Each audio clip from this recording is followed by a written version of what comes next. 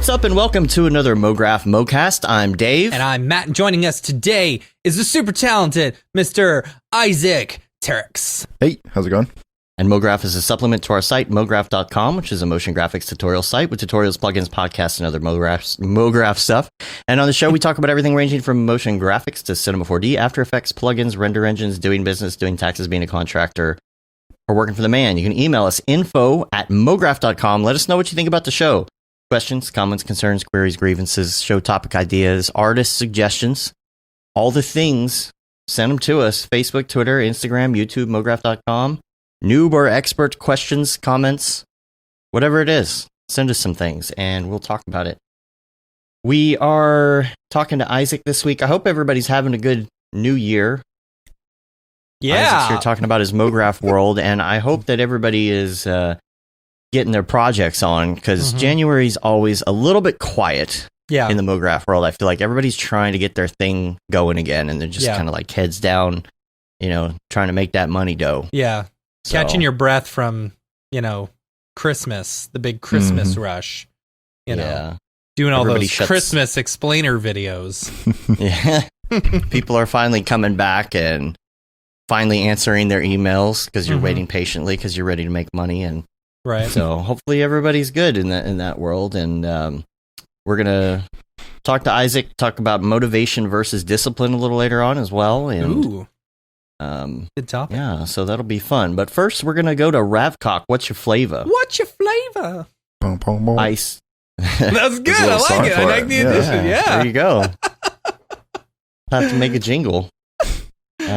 I saw this morning, if you're an Octane fan, Ahmet, and he posted this on his personal Facebook. I don't know if he put this on anything else yet, but he put a screenshot that he is working on a Cinema 4D Octane light linker. Oh, yeah. Cool. So I'm a little excited about that. I'm not friends with him on Facebook. I'm not friends with many people on Facebook. No, you aren't friends with many people on Facebook. But I'm excited because for years I've thought that would be really fun to do. I kind of looked into existing light linkers and how they worked, and I was like, man, can I build this? And I was like, no, I can't build this. It's too complicated. So he's I hope he gets that worked out. In the screenshot, it looked like really cool. Like you could see what every light was talking to and the geometry and tree and all of that. So I've wanted that for years. So we shall see. Must be nice to be so smart. Yeah. I don't know. I want to be smart. I want to be smart. I feel smart sometimes, and then just like it fades really quickly once I hit a new problem, and it's like maybe it was just luck the first couple times that I figured anything out, and then eventually you figure it out, and you're like, no, I am smart sometimes in very specific areas.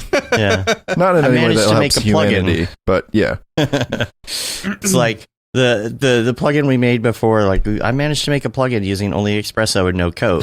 Yeah. So if I'm going to make another plugin, it's probably going to need code. So I'm probably done making plugins. Yeah. Oh well. So we did get some more MOAR, 3090s. Yeah. More. All right. So I'll tell this story, right? Okay. So Best Buy, we got the hot stock notification that it was available. And I had both my kids home that day, and I told my older kid, I said, just watch the baby. This is very important. I have to go do this. So I ran straight to my computer, logged on to Best Buy. I had it on my phone as well, and I was trying to get a hold of Dave because Dave needs a second 3090. I've got two 3090s. We're trying to get him a second one. Yeah. And so I finally get it on my computer. And for the past few weeks, every time you go on there and you put one in your cart, it's like, oh, it's not available. So I wasn't expecting much. So I went ahead and I was able to check out.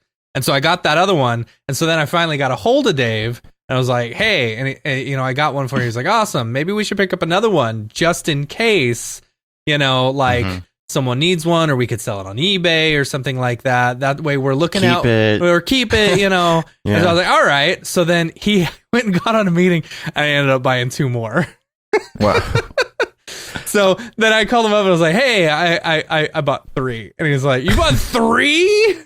So we were thinking about eBaying them, but then, we convinced each other that we should just put them in our secondary machines. Yeah. So, I mean, what do those run for? I've seen insane after prices. After tax, it's like $1,624. So they're like $1,500, and that's without the current tariffs that are going on. So I think they may be going up. I don't know. Yeah, I'm stuck in a cruel game of like, I'm on some Discord that's apparently supposed to like ping the channel with like a link whenever they're restocked anywhere. And I'm just in this infinite loop of like, click it, oh maybe, click add to cart, and then there's like a sad dog on Amazon's like sorry page that's just like, sorry, you can't get it. So I've just been doing that. So I don't even think I'm ever gonna get them. App called Hotstock. Hotstock. Are you Apple? No. Okay, PC. then never mind. No, Apple, like iPhone, sorry. Oh, yeah. Get an app called Hotstock. It's free, and you can add one thing to your notifications, know? So, there's the secret. Yeah, Billy said we could use it as a doorstop.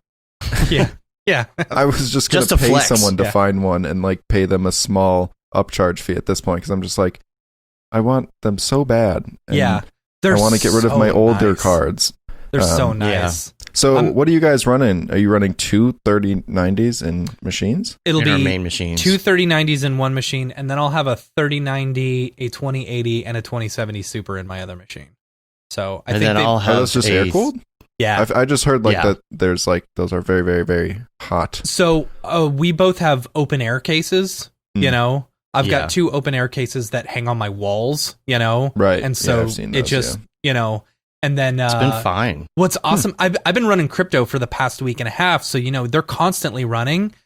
It has not gotten above 62 degrees. Those two 3090s. That's crazy. And in there's the meantime, like a little my bit of 2080s space in between, there. so it's like they're just good. They're good. Yeah. But in the meantime, my 2080s in there, like getting up to like 86. I had to tone it down a little bit. Yeah. So it's a huge difference in air cooling compared to the 20 series. It's very noticeable. Yeah, it's great. Thomas in the chat said he's got 4 980 Ti's literally laying around. Thomas, let me give you some advice here. I just went on eBay and I sold all 3 of my old 980 Ti's for $245 a piece. So they're still worth something. Just throw them up right now because Bitcoin is still relatively high right now. I mean, it's like 33,000 last I checked, but could be down 10,000 in the next 5 minutes. Yeah, I lost a little money in the last couple of days. Yeah. So like the thing is, like, crypto mining is profitable again right now, so people are looking for these cards. Yeah. Isaac, you do crypto? Mine or anything? Don't mine. No. I like got into it in like 2017. Not bad.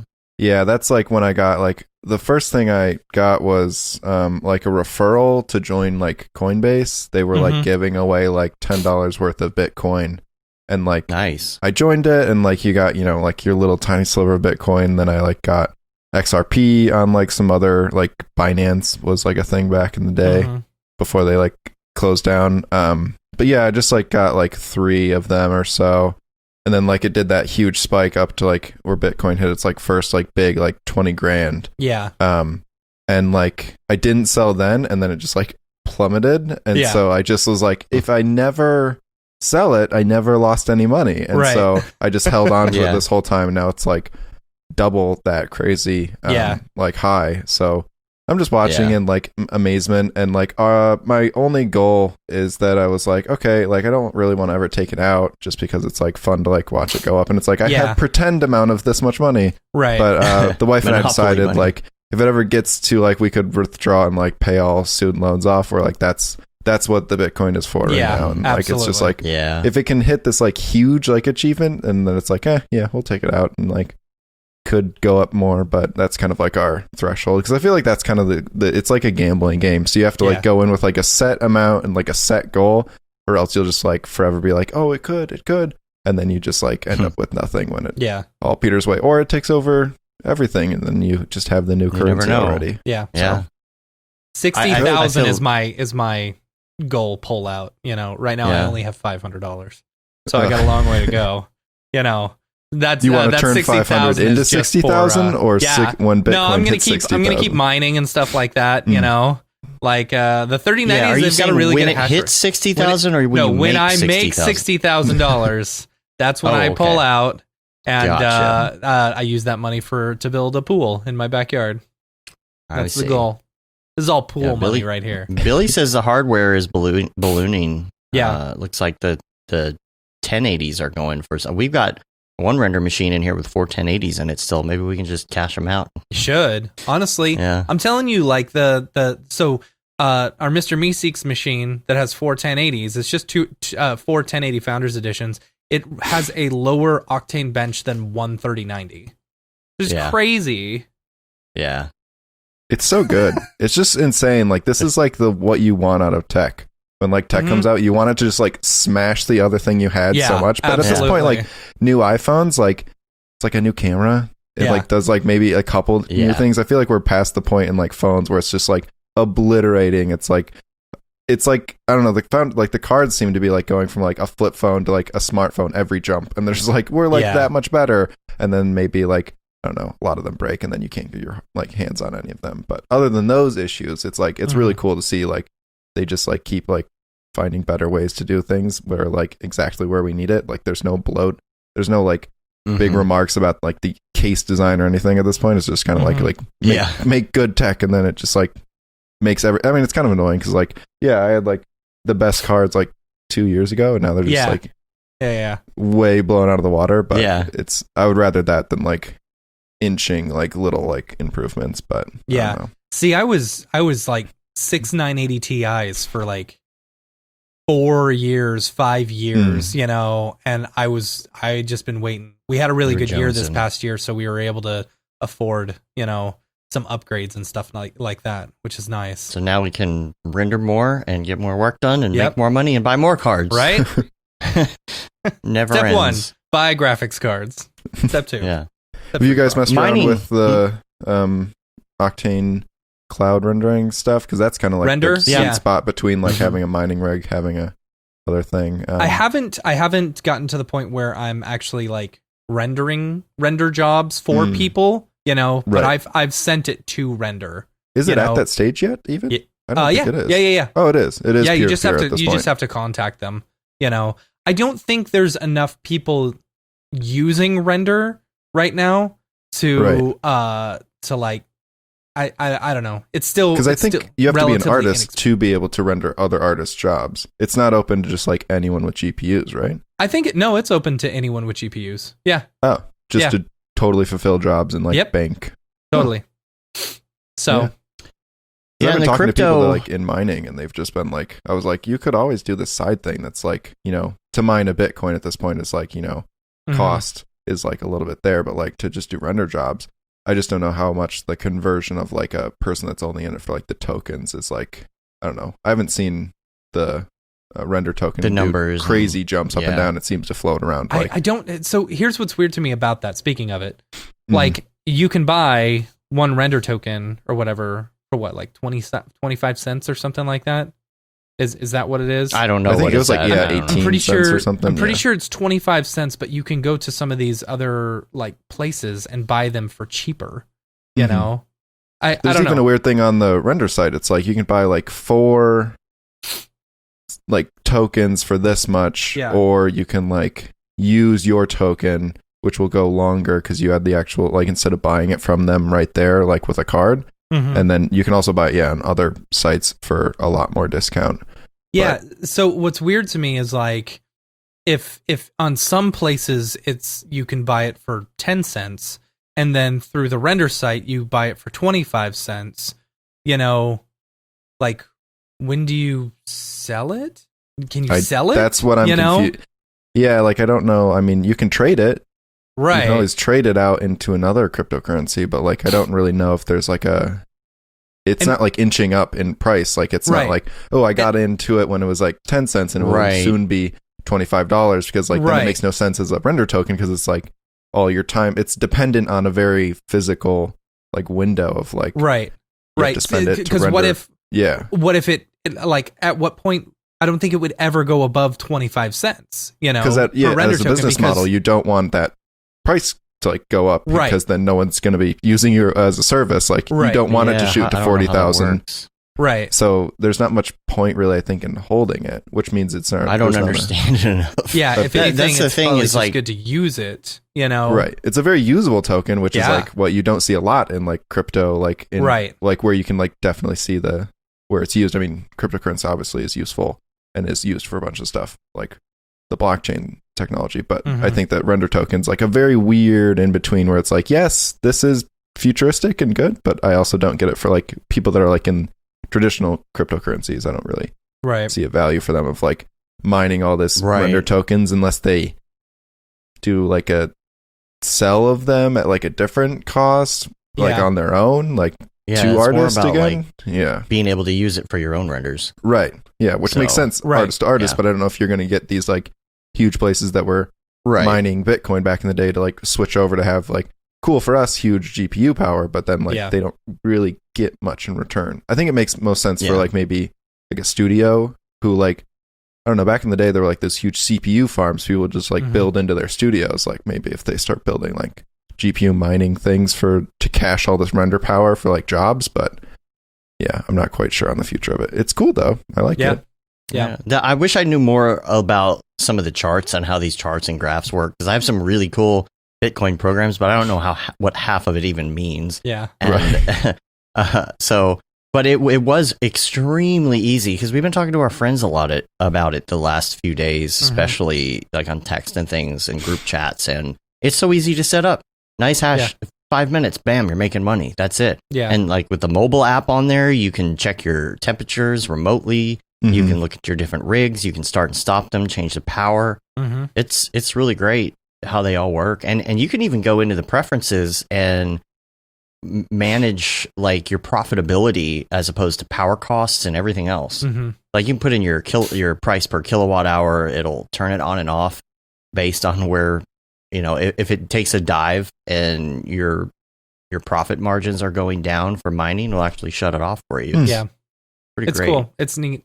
What I think NiceHash is doing, it's not mining Bitcoin specifically. It's actually mining other coins and then paying you for those coins. Oh, okay. Yeah. And as an artist, it's something great because you've got GPUs stacked up. You might as well use them. And if your office is cold, you can turn it on. Yeah, right. I did that this weekend. It was great. Yeah, I just opened the window. I opened my window and then I just ran the NiceHash miner all weekend. Yeah. This is the first time they've been off in probably like 4 days. Yeah. Well, it snowed here, so we were able to just open our windows and quote unquote snowed. It snowed. Yeah, do you guys get like inches of snow, or is it just like a dusting? Dave did. Dave got about an inch here. Yeah. But it's and they don't first time in 6 years, but it's not dusting like, you know, up north. Up north when you snow, it's like as weird as it's like a dry snow, you know, to where it sticks and like powdery. It's not it's powdery, right? Versus down here it's wet and just gross, you know. The moment you try and form it into something, it hardens and won't even turn into a ball. It's just like dumping a snow cone on the ground. Yeah, it's just weird. Slush. Yeah, sludge, kind of like side of the street, like pile side up of the street pile up.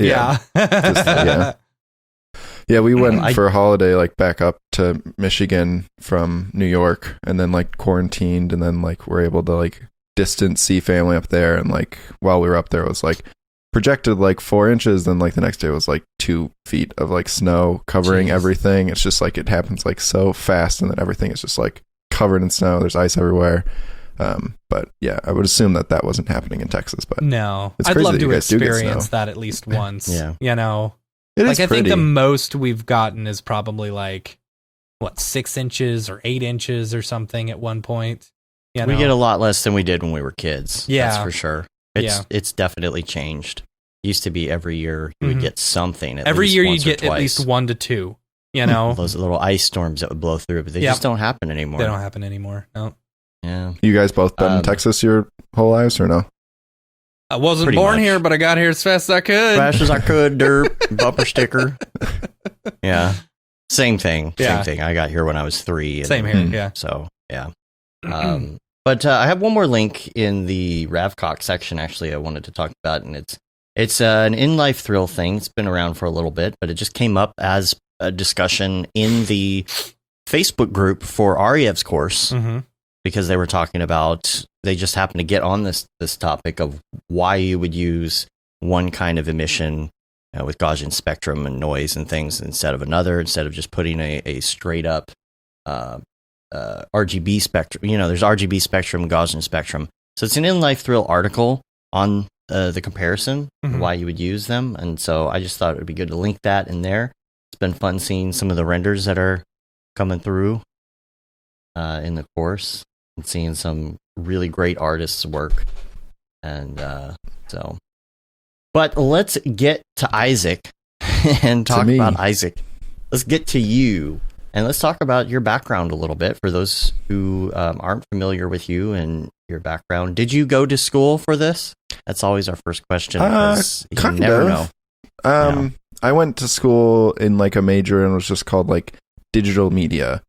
And they didn't really know what it was, and like neither did we, but like the artwork and like that's kind of all you had to go off, like the artwork on the walls as you walked through like the campus was like, oh, like it looked cool and there was cool stuff happening, but like the more I got into it, it was very much a certain route of like Photoshop, like character drawing for like Flash animation, and like that was like the path. So it was like very like they kind of brushed up on stuff, and like there would be like a course. Like I had to learn Flash, but like in the Flash course, they also like hinted that you could use like After Effects for a lot of it. And I was like, oh no, this kind of looks cool. So like I would rather just like do my projects in that. And then like we learned like Lightwave for 3D. And I was like, ooh, I've heard a lot about like cinema. So I'll just use cinema and like use that for all the courses. So like all the teaching wasn't really there. It was just kind of there to like assign projects. And then I would do them in like a program that I wanted to. Because it was like pretty loose. It was a pretty small school still. So like it was like maybe 1,000 kids total for like my year, and then like even smaller in the digital media department. So yeah, it was a lot of like them kind of loosely setting up the structure, and then I would like figure out what I wanted to do inside of it. And then like later towards like graduations, like I got a lot of like independent studies where it's like I would just do like go sit with one teacher and like come up with a course for like that credit, and then go do like a project for it. So yeah, kind of a mix. A lot of online learning, definitely from like YouTube and stuff, and then like Grayscale Gorilla to like learn cinema in like the early days of using like a ripped copy of R12, I think. Right. So that's when Mograph first came out, I believe.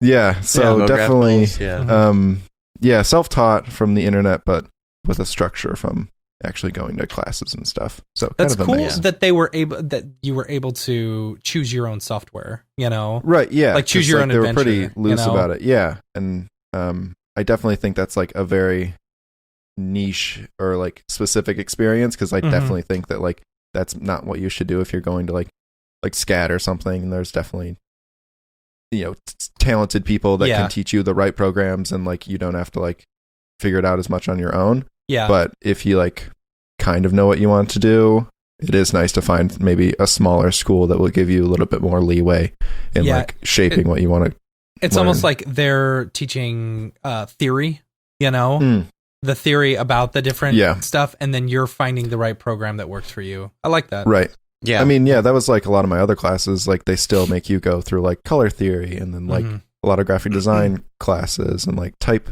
and all of that. So it's like, this was all more for my specialized part of my classes, but there was still like a ton of like just the standard art school, like, a figure drawing class or like a perspective drawing class. Like you still had to go through those in like your beginning years, which I think is really good because like someone said, I don't know, but like you have to know the rules before you can like start to break them. And so like forcing everyone to get this base knowledge of like design theory is definitely something that like you won't really probably seek out yourself until maybe later on in your career to like look up on YouTube. Like you'd obviously go for like the cool tutorial that like makes you make like shiny spheres or something versus like color theory. Like that's not an interesting video to like teach yourself from the internet. So it's good to maybe go somewhere that will like make you get a good base.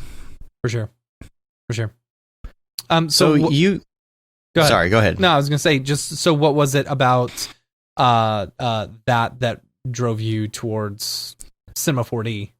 specifically? Like why, if you're studying all this other stuff, what was it about, that made you want to pursue that as a career, Yeah, I think the reason I picked that was just like my roommate, not Aaron Covret, he was my roommate at the school. We had another roommate also named Aaron, who was there, and he was using it from some other stuff, and he was just showing us all like how cool it was. And it just basically off that, I was like, cool, like I can find, like, that was the other thing, like finding tutorials that like made sense and were presented well. Like a lot of them for like Maya or other things were just like super like mundane, or just like not presented like in a fun way, because I came from like, I used to make logos in like PowerPoint, and then like someone's like, you should really use like Illustrator. That's what you're trying to use, but you're using PowerPoint. I was like, oh, okay, cool. I'll get like Illustrator.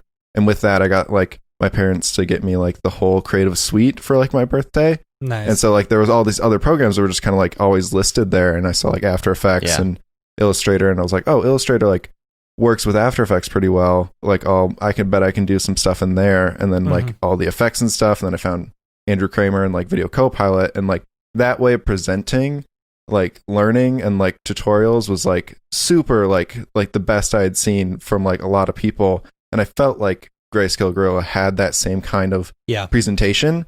And so it just like clicked to like, oh, I can like learn from this person super easy. And I just like didn't really look at any other programs. And I think it was the easiest one to rip at the time. It was like a lot of people were ripping like Cinema 4D. Not many people were ripping the other ones, or like ripping them well, I guess. Right. And so yeah. And it was a Mac program too. Yeah. I had it on my laptop too. It was like safer to get those kind of things on Macs because people didn't spend the time to like make all the viruses for them. But yeah, definitely don't do that, because they have a great student subscription that you can get. Yes. And go that route. It's, what, like $4 or something like that? I don't remember. I think it's free. If you can show your like student ID. Yeah.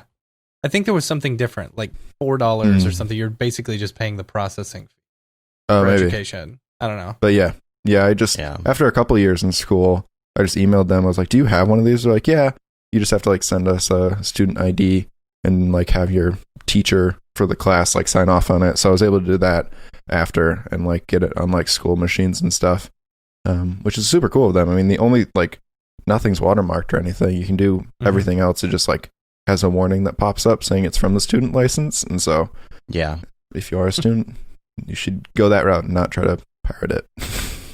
Yeah, I hear that a lot about the Adobe suite, about people kind of, it's like trickle down effect, you start on one and then the other ones kind of fall into place, and you realize they're all kind of similar, and it's a gateway drug, right? Yeah. But you're into other stuff too, like you do Houdini and stuff too now, right? Yeah, that's kind of, once I got into like cinema, just using that for like a long time was like fun to like explore and like learn in. And then I think from that, the other like first outside of that thing I literally jumped to was like different render engines. Because like when I got into it, like the king of them was like V-Ray, but it was like way too expensive. And I couldn't figure out a way to get a trial to work. And so I just like skipped it completely and just learned like physical renderer inside of Cinema, because it was like it came with it. And then after a while, Octane like had like a free trial you could download, just had like a watermark. And so like that was like the craziest thing at the time. On my tiny little laptop, I could like see a real-time picture of like what I was rendering. I was like, this is insane. And it's crazy. You know how long I had that? You know how long I had the sample of Octane render?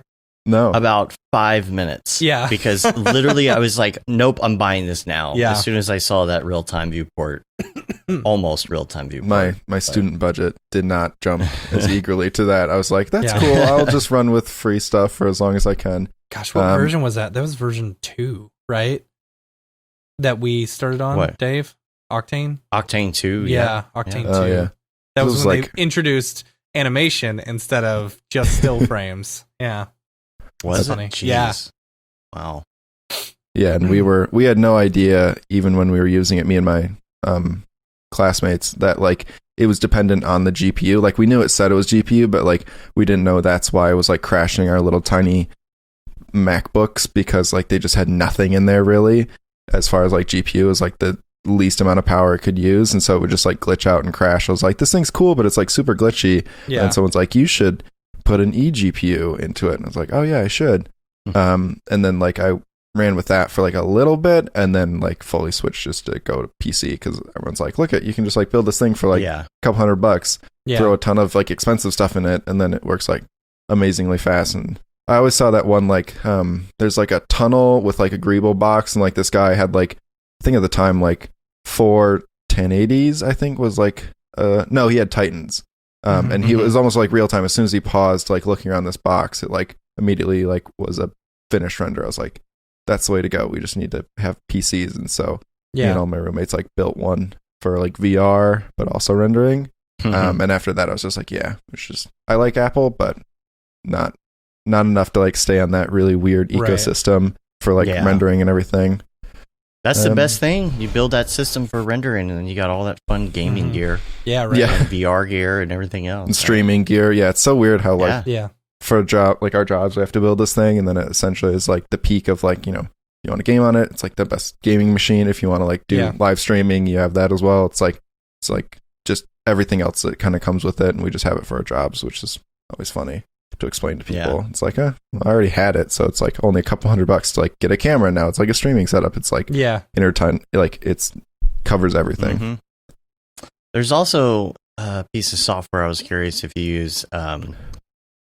Now a lot of people have been using this, and you don't hear them talk about it much. I think it's called Blender. You never hear anybody talk about it. They never talk about it when they use it. No.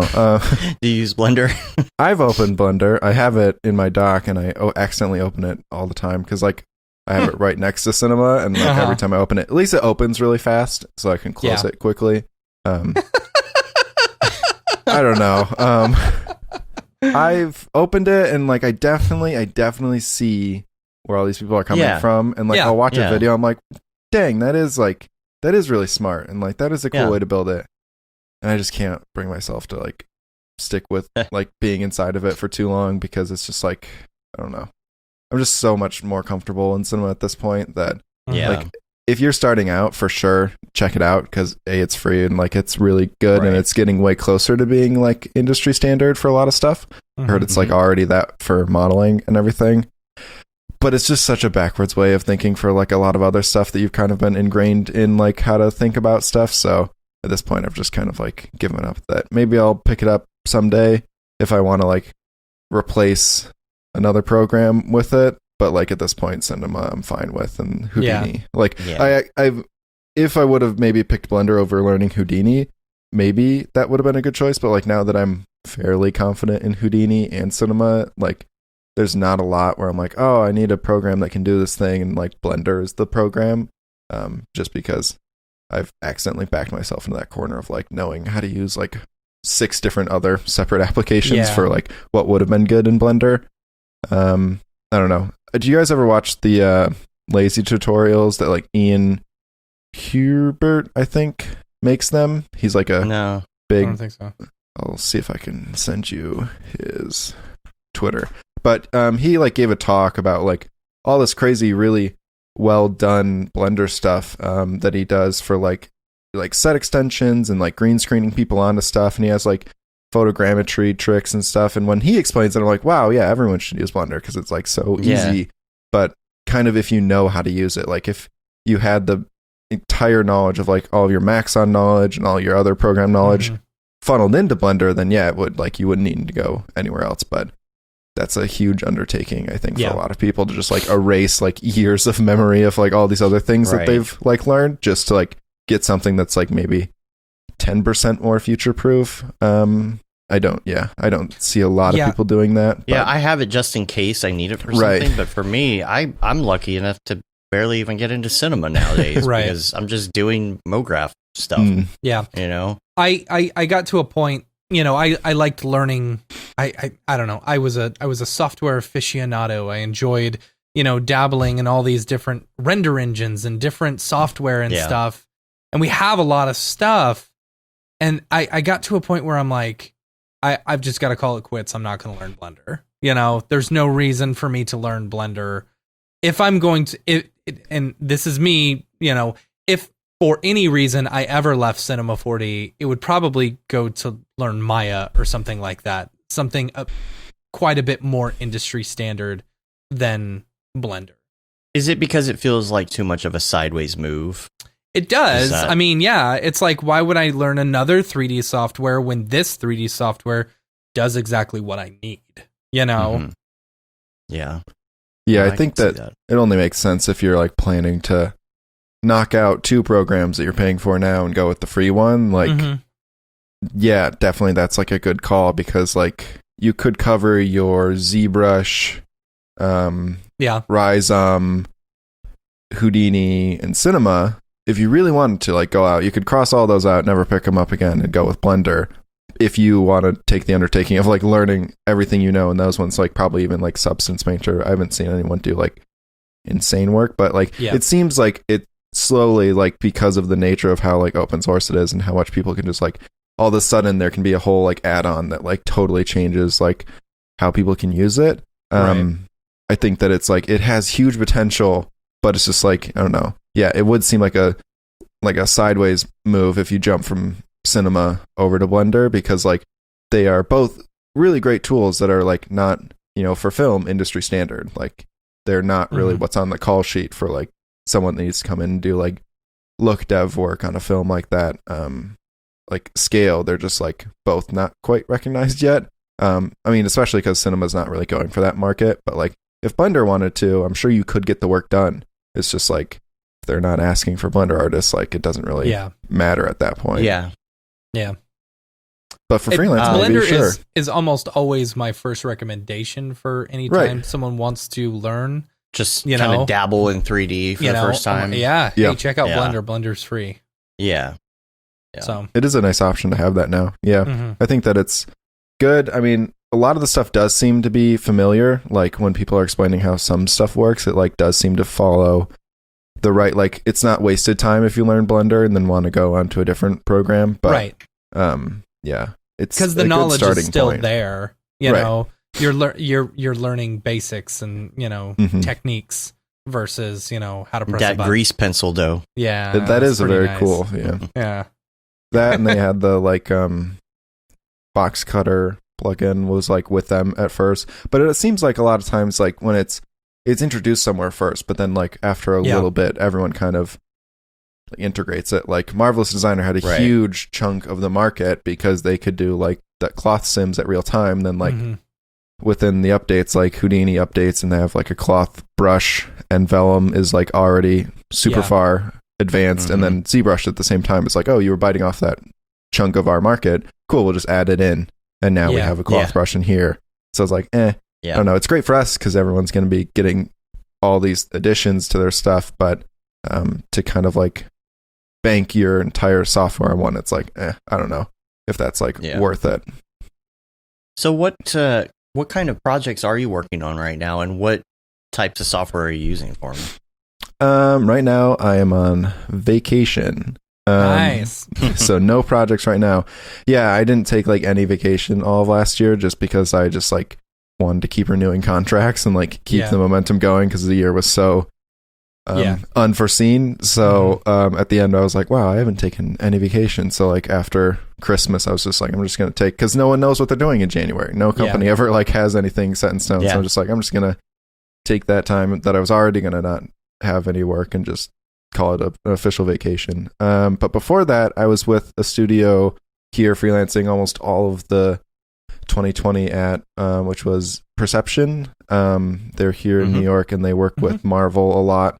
They do a lot of FUI stuff.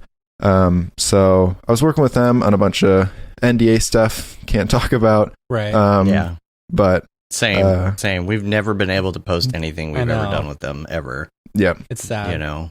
So lots of stuff. Who's there now? John's still there, right? Yeah, Johnny reached out on Twitter like 2019, I think. It was like, hey, I like your stuff. You should like, you know, get in contact with some of our producers here. It would be like a good fit. And then like scheduling never quite worked out. Before them, I was at Imaginary Forces doing some freelance work with their LA office, and more stuff that is NDA and not released. But yeah, and then it eventually clicked, and then it was easy just to renew with them. They have all sorts of projects going on over there, so it was fun. But yeah, Johnny, Doug, those guys are still there doing stuff. Johnny's who I worked with most. and then a bunch of other freelancers. Worked with Billy on our last one. He was there, and that's kind of the project that I ended before went on vacation. But yeah. So what are you going to do when you come back? Are you getting back to freelance or? Yeah. Kind of figuring out the like first hold, second hold dance with a bunch of places. Yeah. Coming back into the new year, but probably going to be sticking freelance for the most of this year. Liked it last year, like the kind of, you can change, like if you're on a project and like you don't really want to be anymore, you can kind of just like wrap it up and then like not have to do anything more. Whereas like, I don't know, I've done staff stuff too. You're always like cleaning up after freelancers once they leave and like all the revisions that are coming in after they've left. So freelance life has been pretty good. That's good. Billy says he's fingers crossed working on trying to show stuff. Yeah, I think we got a green light that we can show some of that stuff that we worked on together, but haven't figured out a way to present that yet. But maybe if Billy comes out with something. You want to be able to show stuff if you can in order to get more gigs. Mm-hmm. Yeah, it's fun working an entire year on awesome projects that you can't show on your reel at all. Right? I know. Our entire year. Our entire year last year. Yeah. We can privately show it. We can talk in generalities about it, but it's like, man. Yeah, last year was my first time like being on like a feature film project, and like that just, I wasn't like used to how like locked down those projects are, and like we were at like a point where it's like like internet access for anyone that was working on it like during the time, and I was like, wow, this is crazy. But I did a bunch of work for Samsung back in the day. Anytime they have a new device coming out, and they would make you be in a clean room, quote unquote clean room, where it's like you go into their place, they have all the assets there. Anything that you take in, you have to leave until the announcement. So if you're working on a computer, you have to leave that computer there. You can't have your cell phone on. You can't do anything. Can't even bring in hard drives or thumb drives or anything like that. So when you're rendering, you just have to sit there instead of scrolling through Reddit. Right, exactly. Yeah. Well, what you would do is you would hit render, and then you'd walk out into the non-clean room, and then surf the internet there. And get on TikTok there. Right. Speaking of which, you're on TikTok a little bit, right? You were the first person I followed on TikTok. Oh, I feel honored. I was on TikTok. Me and my wife broke down early quarantine. We're like, we should just... Because for a long time we were like, TikTok is dumb. It will never be Vine. It's just a bunch of kids. Because I mean, we knew about it from like Musical.ly, which is what it was before it was TikTok, which was like specifically a like lip syncing app. And I was like, that's dumb. I don't like this. This is not cool.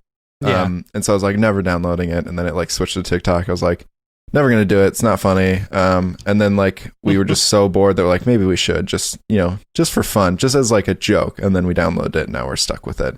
Yeah, because it's super funny at this point. Like it's definitely like there is one side of like TikTok that like is still like the old like kind of cringy stuff that like people post, but like now, oh my gosh, there's me. Wow, we're showing. Oh my gosh, I loved that one.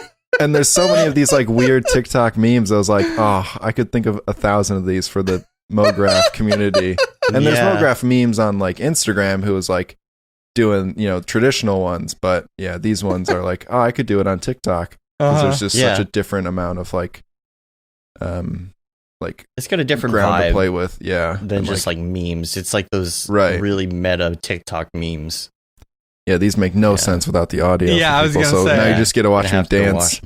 We'll link them for sure.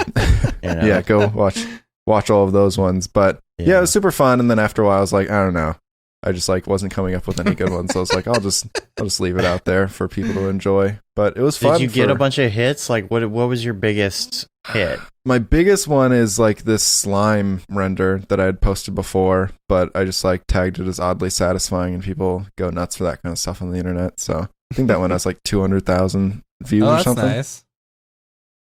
Yeah, not as big as a hit. It's like down. It's on the pedestal. Oh, I got you. Yeah, that guy. Yeah. Cool. Maxing animations. Ooh, that's little pretty. Gooey guy. That subsurface though. Yeah, it's very interesting to see how people respond to 3D stuff on TikTok. It's very different from Insta. Yeah, it's and I've always said it has to be catered to TikTok. It can't just be a, port over from something else.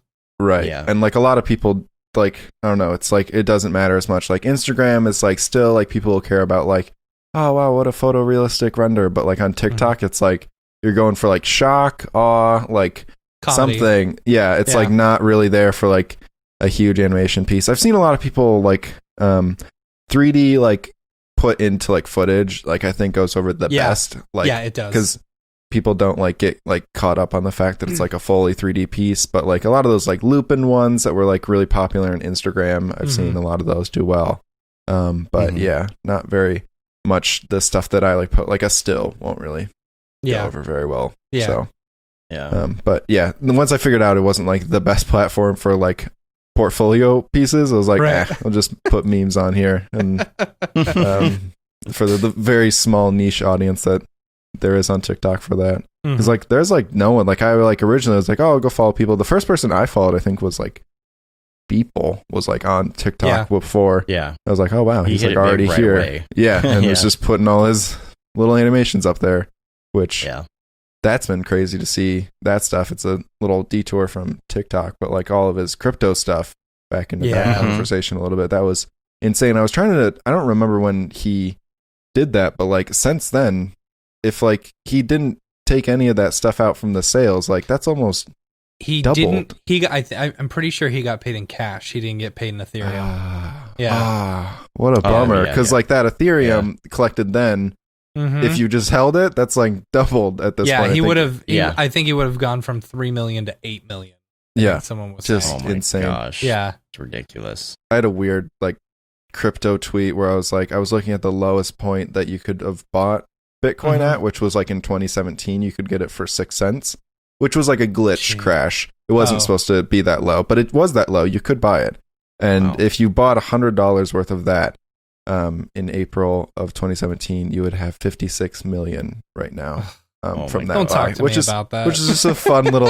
I feel bad about it too because I used to listen to some really nerdy tech podcasts about networking and IT and all of this just because. And years ago, I was hearing about this. Years ago, and I just kept thinking, oh, maybe I should check that out, and I never did. And I have millions of dollars now. I always wanted to mine Dogecoin. That's like almost as high as it's ever been, right now. I think. Is it? It's like at a cent, I think, officially. Oh yeah, 1 cent. Yeah, highest it's ever been. Can is you actually 2 cents. trade it on Robinhood? It's a Doge world. I don't know if you can trade it. I don't know where you could get it, but yeah, I might get into Ethereum a little more. I gotta understand. I need to find a good resource that teaches you how to read these charts. That's my big thing. The like, candle what is all wicks and stems and sticks and it did. I don't know. Every time I do it, detail. Yeah, just a couple days ago, it went up to 1 penny. Wow! Every time you do it, what? The crazy thing is, about the candle. Every time I do it, like I draw my own line. I'm like, yeah, this is great. But then I'm like, am I even drawing this line correctly? Is this like actually how this trend is going, or am I just like? Because you can pick. It really depends on which wicks you really pick, and so you could pick good ones or bad ones, and I just don't know like the logic in picking which one of those are supposed to be going with. But yeah, the Doge is kind of crazy. I did the same thing of looking at like the lowest Doge has been if you put $100 buy, and you only really make like Dogecoin on Robinhood. Can you really? I would suggest probably not doing it now. It's like almost all-time high, but oh man, it's only up from here to the moon, right? To the moon. That's what Kevin just said in the chat. Yeah.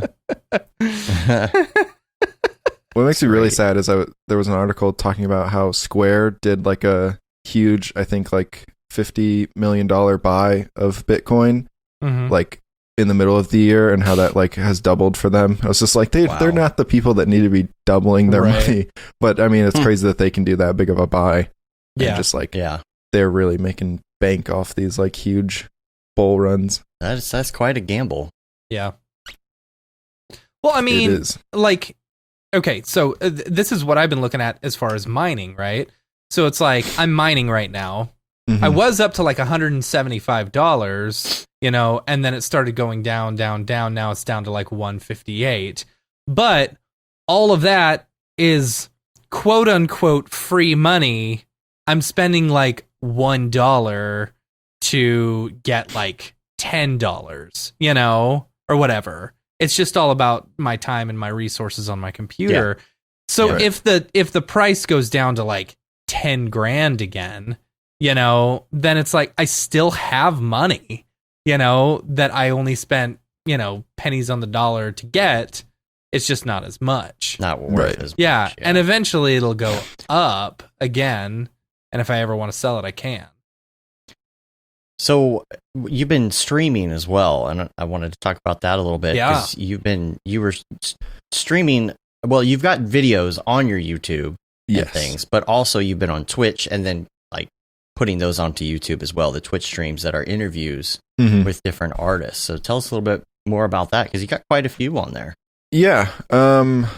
Some point in quarantine, I was like, I should be like doing interviews, because I kind of like missed the being in like studio, the like flow in and out of different like freelancers and stuff was always fun, because you would get to meet new people. And I was like, it's kind of like stagnant because can't really go anywhere. I'm working from home.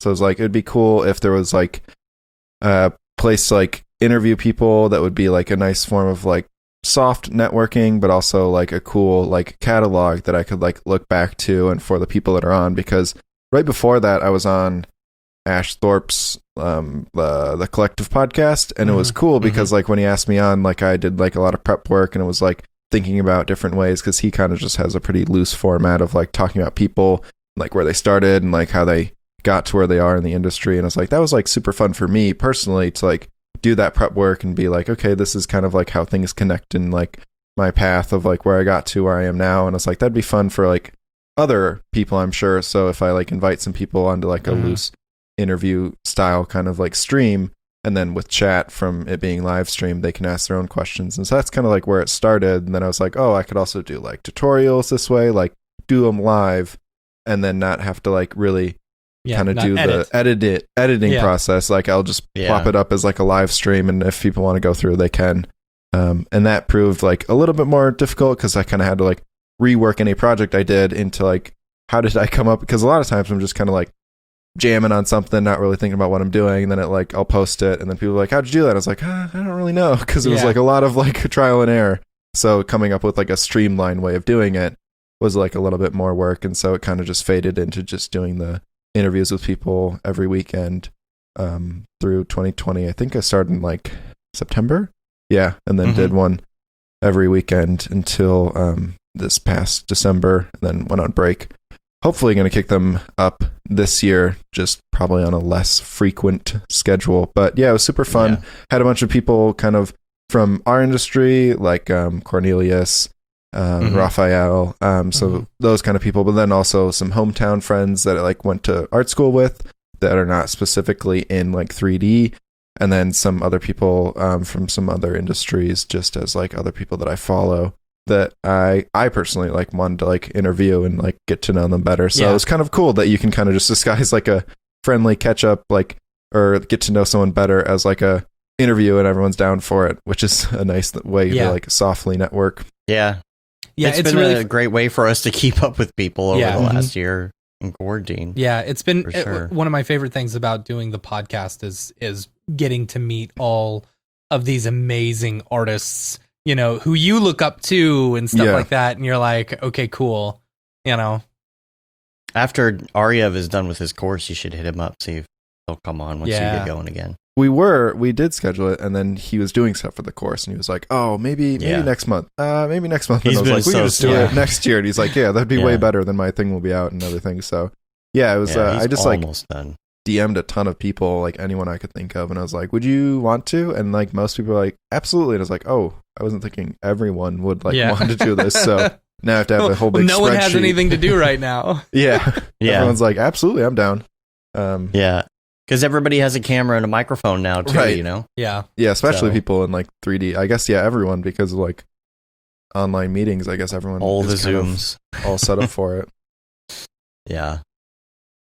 But yeah, it was like it was super fun. Hopefully gonna do more like maybe like working with people and do those, so it's like less of just like two faces chatting. Maybe someone will be like working on something and then do that live. But yeah, figuring out Twitch and everything was a huge learning experience of like how to live stream stuff. I thought it was like way more plug and play than it was, but like to do like a DSLR camera like I have, I had to get like a capture card and stuff that like takes up a slot on the motherboard and everything, and so it was a lot more involved. But once it got going, it was a lot easier kind of towards the end to like get them going, because it was like in a rhythm, especially with like interviewing, was like kind of more familiar with like how to steer conversations around and like avoid dead space and stuff. So yeah, definitely got better at public speaking, I would think, because that's like something that the first time Maxon asked me to like do, I think it was like NAB New York, I was like freaking out because it was crazy. Yeah, we were there. Yeah, you guys run those ones. Yeah. So I was like crazy nerves, like sick to my stomach like the whole week before presenting. And now I was like, I'll just force myself to do it like every weekend. That's Yeah. It definitely when helps. I was in college, starting out, you know, we were on camera. We had to have someone who was on camera. So you'd have these people who just didn't mind being on camera. Yeah. And like you had some people who were just devastated and like shaking the second they got in front of a camera. And by the end of the entire thing, it's just like, we don't care anymore. You know, no one cares. Yeah. Put me on camera. I don't give a crap, you know? Yeah. So yeah, nice learning experience. But yeah, just more planning this year to kind of figure out time slots for everyone. But I will be doing more of them, just probably less frequently. Yeah. And you got some other videos on there too, like your Lord of the Star Rings. Yeah, that was something I made in college where and this was I would like to say this is before Andrew Kramer came out with Saber. Like maybe I would say 2 weeks before that came out. So I did this entire thing with like masks tracked onto footage and like keyframe animated for the whole sequence. And then like 2 weeks later he came out with Saber, which would have made this like maybe a 2-hour ordeal versus the That's like really multi-day thing. But yeah, that's like mostly what college was, like a ton of just like making these random videos that like taught soft skills kind of inside the software of like, you know, like that one was like a lot of roto and like masking and stuff and like a little bit of comping, but like that's kind of where I like picked up most of my stuff, was just like random personal projects. And then I forget who it was, but they claimed this video and have made bank off of it. Oh, really? Yeah. Like, I better take it down though, because I'll get a copyright notice. Probably, yeah. I thought it would be under, because I did like different sound design too. Because like should be under parody. Yeah. I thought it was under Right? free use but apparently I didn't. I put like a claim, like a reversal. I was like, hey, no, this is fair use. But then they came back and they're like, if you lose this claim again, you get like a full Then official it's- strike. I yeah. was like, whatever. Have my Right. Star Wars, Lord of the Rings video. It's But- funny. Yeah, lots of stuff like that in college of just like weird little things, but like having the ability to actually like make them. And so I was just like, oh yeah, I'll make this. At the time I thought it was original, and then I searched it on YouTube. I was like, oh no, thousands and thousands of people have done this, of putting lightsabers in Lord of the Rings. But yeah. Do you have anything planned for, you know, next month when you kind of start getting back into things, like as far as maybe a short, or you doing dailies or anything? Right now I'm in like the early stages of doing like more character creation stuff for a short, which will be I don't know if you guys have seen, but in Star Wars Rebels, which was an animated TV show, it shows the like fight scene where Darth Maul, spoilers, gets killed by Obi-Wan like officially. It's like they catch up as like old men and have like a little really fast duel, and then Maul dies. So I'm in the process of making an Obi-Wan that would fit that, and then Darth Maul as well, and then going to kind of animate that whole section of that fight, but in like more of a realistic 3D, hopefully. That's a cool idea. Yeah. Yeah, because like it kind of takes the pressure of like having to think of like shots and like narration or story, and do more of all the technical stuff that I've never jumped into for my first time at doing characters. Yeah. Yeah. So right now I'm working, and I did a couple streams of like creating it that are up on my YouTube, of like working in Character Creator 3. I don't know if you guys have heard of that program, but it's a Creator 3. It's a cool program that like you start with base human body, and you have a ton of sliders to like change it into however you want it to be, and then you can send it over to ZBrush to sculpt more like intricate details onto it and come back. But the best part about it is like it's pre-weighted and everything. So it's like ready to go for animation. However you build this character, even if you sculpt on it, you still have like all these nice weights you can send it over, which makes it great for like mocap data or anything. So yeah, that's kind of the new process I'm going through. That's cool. Like, so it's kind of like a like the building your character in a video game or something like that. Yeah, definitely. That's rad. It's meant for mostly real time stuff because they have like a little plugin that sends it right over to Unreal for you to use these characters like right away. But it's like super detailed down to like all the texturing that you can do on a character. The only like kind of gotcha is like they're all like little plugin add-ons that you have to pay for if you want to like go that deep into it. But some people have got like crazy results from it. If you can like render it, like a lot of these results on their page are done in their like real-time renderer. But if you send it over to like Octane or anything, all the maps come over when you export and everything. So it does work pretty well. That's cool. Ian Spriggs has recently got into it, doing his like crazy realistic renders of people.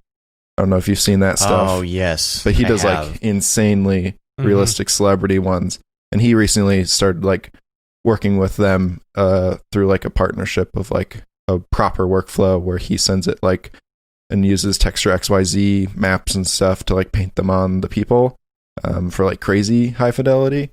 But then it's all rigged and everything, so you can like do facial poses and stuff in their little editor, and it's pretty good. So if you can pair that with like your own mocap data, you can pretty easily do some nice animation without like a ton of the more technical like weight mapping and everything that people have to normally get caught up on. Yeah.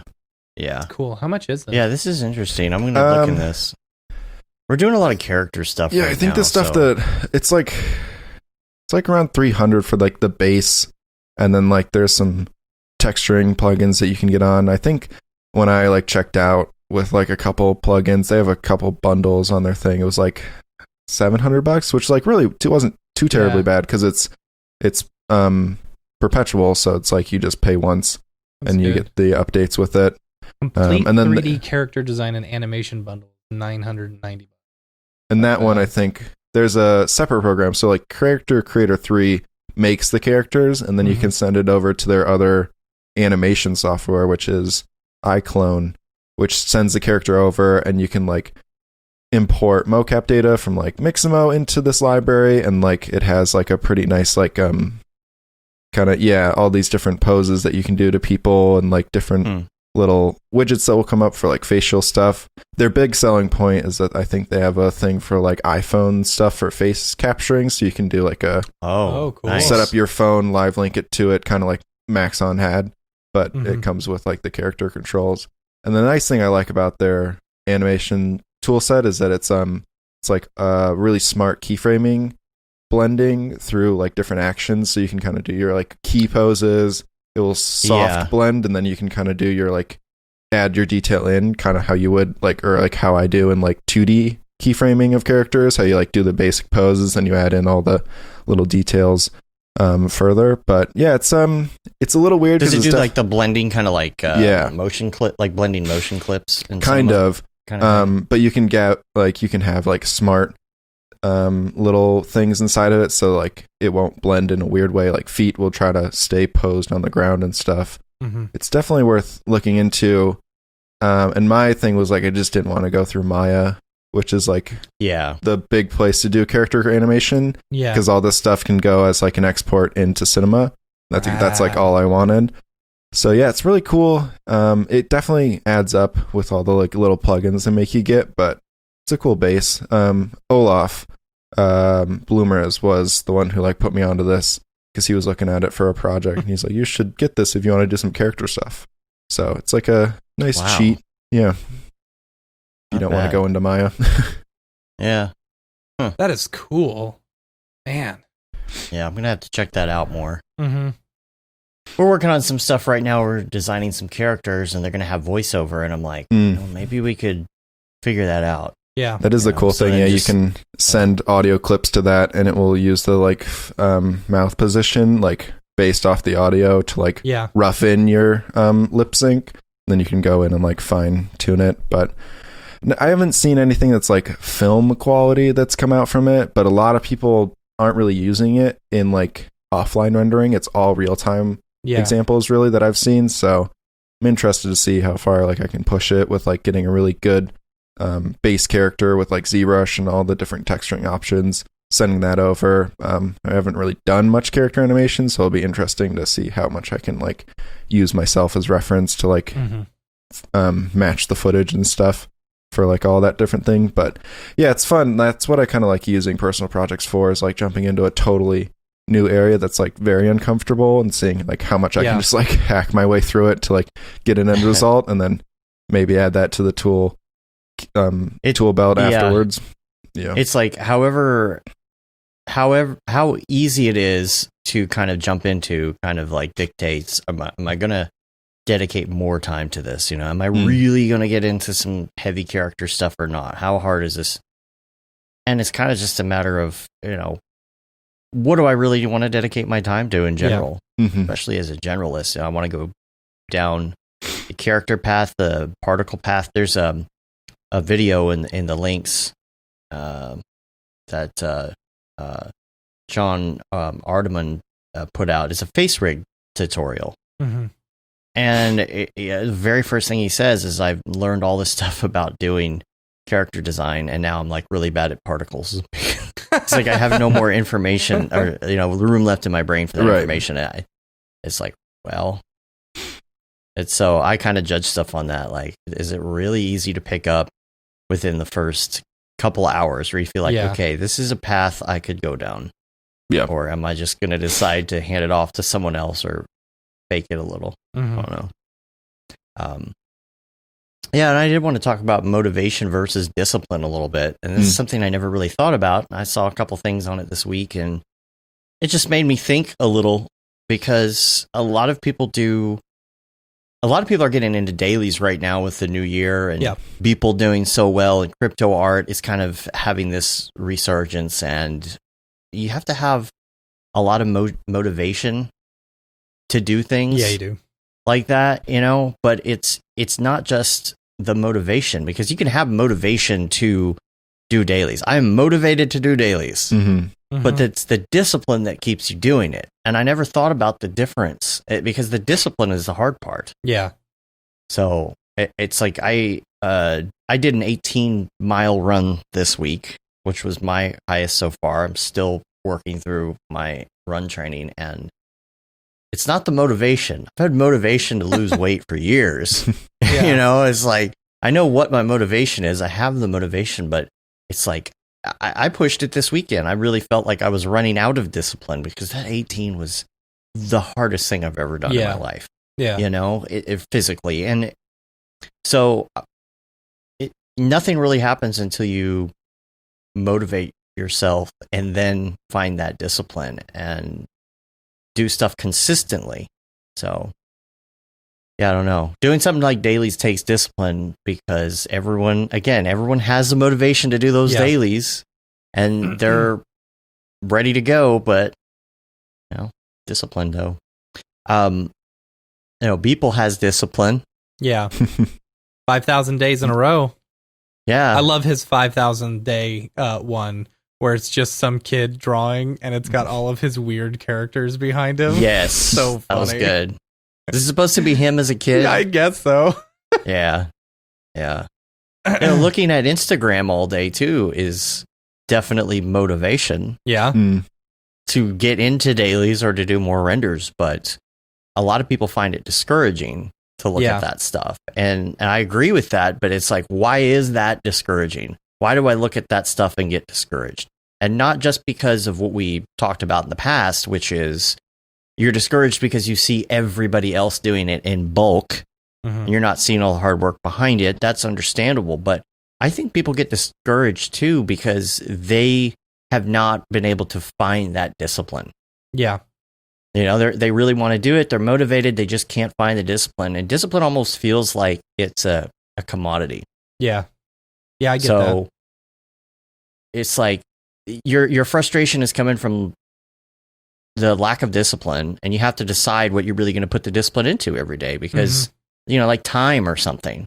You only have so much time in a day. So how much time I equate it the same can you devote? Patience, like especially with 2 children, I only have a finite amount of patience throughout the day, before I lose my temper, Yeah, you lose your patience. And you don't want you lose your discipline. Right. You don't want to lose your discipline. And it's like when you, sometimes when you have so many more things going on in your life, it's hard to be disciplined to do, like to go work out, like there was like a year and a half in which I was working out every single day, and then I took a break because I had a very stressful project at work, and then I completely lost that discipline, of going every single day.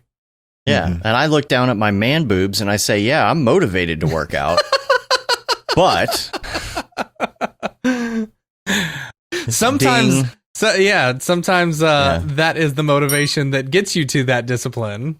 I know the scale sometimes, or the fear that NAB is coming very soon. Yeah. That's my motivation to lose weight. Yeah. If you really want to make something happen, you've got to make a conscious decision to dedicate some of that precious commodity, so to speak, into that thing. And that's I mean, how about Rev? He's watching right now. But we'll be playing Halo. Yeah, we were playing last night. And he'll stay on the party chat and just listen and talk to us because he has to go do his render. Yeah. There's some dedication there. Yeah. So I don't think I've met other people that play Halo still. I feel like everyone's left it because it's such an old game, but it's good to know that other people still play Halo. Do you play? You play Halo 5? Oh, yeah. Yeah. Oh, dude, we need to add you to the Halo chat. We have a huge group. We have like 15 people in our group. Yeah. Yeah. Okay. I go and it's always like a constant. It's in between like that and then like Call of Duty, Black Ops, the new one, the Cold War. Some of those guys have been playing it on our little crew. We'll hook you up and put you in our group chat after. It's called Halo Kitty. Yeah, we stopped talking about politics yesterday after my plead for all of us to stop talking about politics. No politics. That's where we're going to get away from the politics. The problem is like, Halo.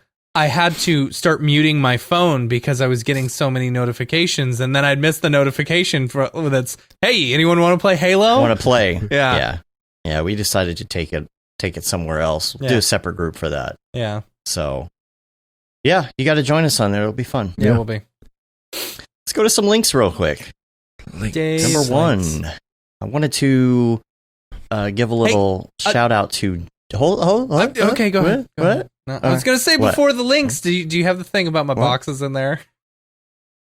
Oh, boxes? Yeah, okay, let's talk about some boxes. Very good. It's a good topic. It's a good topic because I would like to know. I would like to ask the chat and Isaac. I would like to ask everyone, how long do y'all hold on to boxes?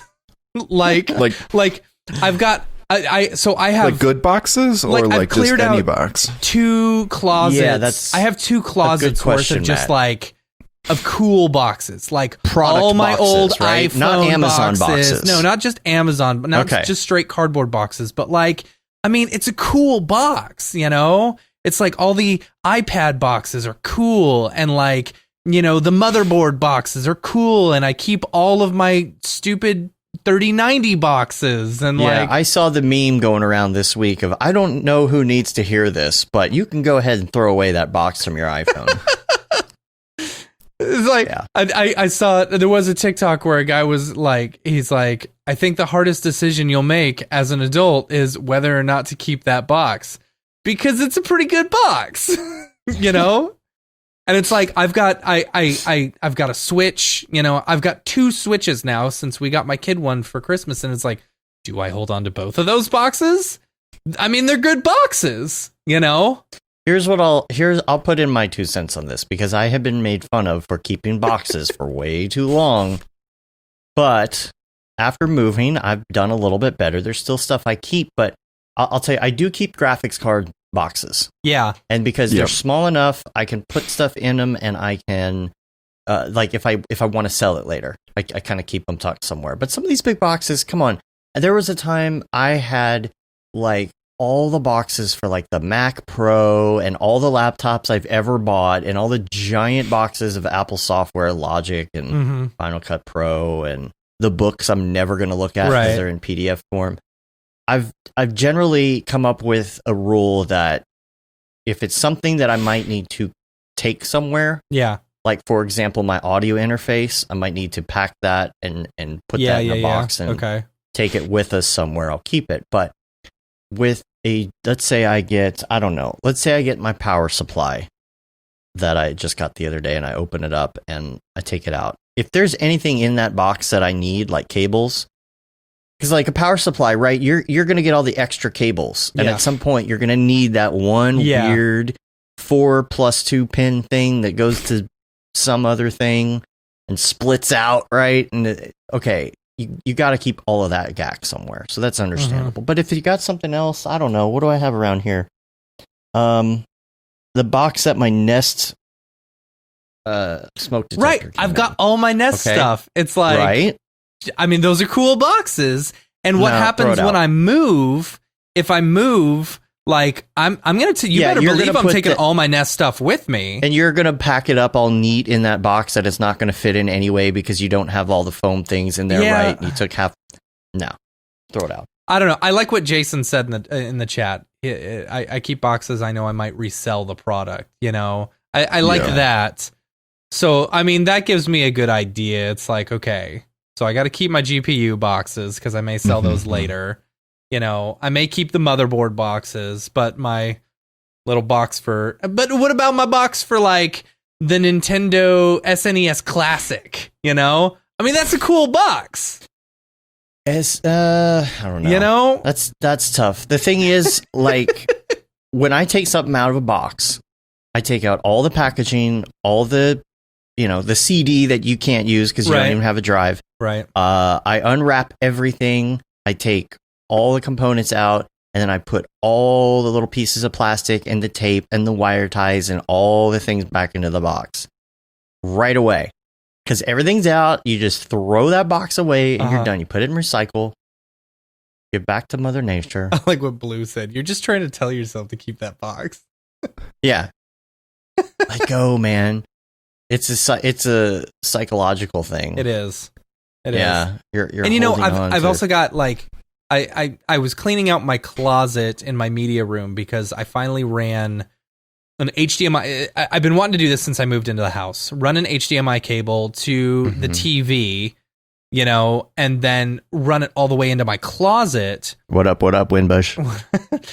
Sorry, I've got a wild Windbush appeared. I've got an outlet in my closet so that I can run, like, my PC, my gaming PC, and my Xbox, and my printer and all this other stuff.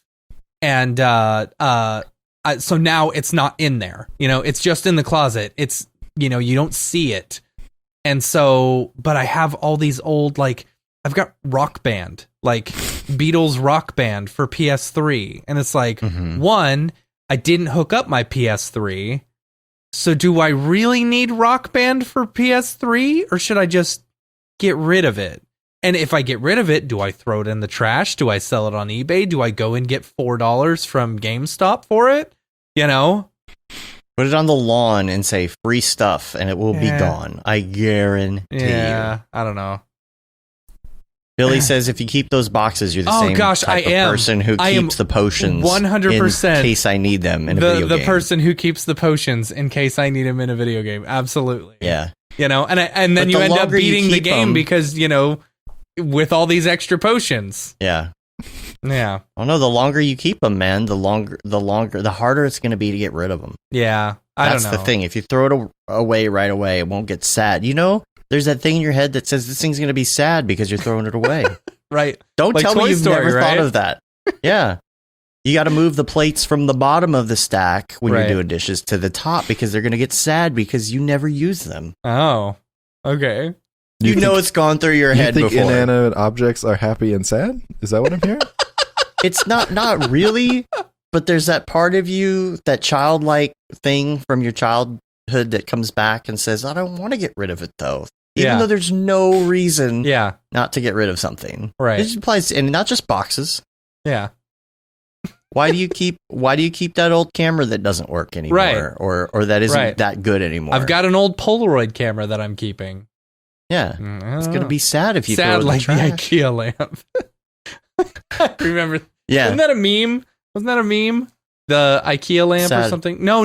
It was Michel Gondry did a short film or whatever, or a commercial for an IKEA lamp. And it was this IKEA lamp that was just like sitting on the by the trash, and it was so sad, and they were playing sad music, and then it like cranes up to Michel Gondry sitting in his apartment. He goes, "It's just a lamp. Don't be sad for it. Just go get a new one." I'm telling you, a lot of people think like that. I don't know. I don't have the luxury in New York to think like that. We either keep it or we don't, like on spot. Yeah, that's true. Such limited space here, so I filled an entire closet of boxes, and then that's all the boxes we can keep. Yeah, everything else goes away. Yeah. The problem is I keep all the clutter out of my life, and the old clutter is in a storage space somewhere, which I dread ever having to go through. So. Yeah. Just auction it off. Auction the whole thing off. I'm thinking about I should. Yeah. That's funny. I'll let them. What's that show? Storage Wars? Storage Wars. Storage Wars. Yeah. My buddy he produced the first couple seasons of that show. I should call him up. Like, hey man, I got a storage spot for you. Yeah. Come check this crap out. Storage Never Wars. know what you'll find. It's Storage Wars, Texas, right? I've got.